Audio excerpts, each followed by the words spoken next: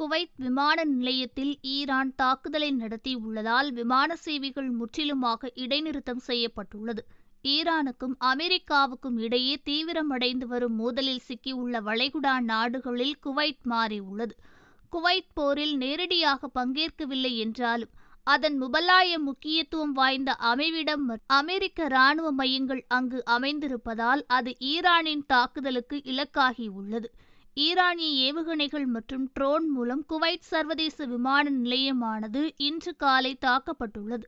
குவைத்தின் பொது விமான போக்குவரத்து ஆணையம் தனது அவசரகால பதில் திட்டத்தையும் செயல்படுத்தியுள்ளது.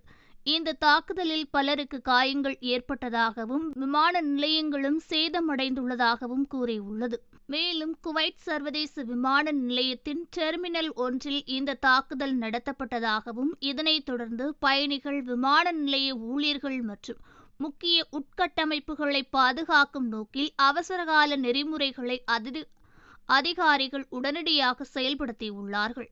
இந்த சம்பவத்தை தொடர்ந்து முன்னெச்சரிக்கை நடவடிக்கையாக விமான நிலையத்தில் விமான போக்குவரத்து நிறுத்தப்பட்டவுடன் உள்வரும் மற்றும் வெளிசெல்லும் விமானங்கள் அருகில் உள்ள விமான நிலையங்களுக்கு திருப்பிவிடப்பட்டது.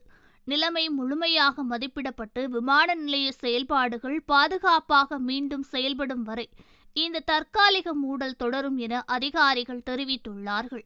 மேலும் இந்த தாக்குதலை தொடர்ந்து தனது செயல்பாடுகளை முற்றிலும் நிறுத்துவதாக குவைத் ஏர்வேஸ் விமான நிறுவனமும் அறிவித்துள்ளது.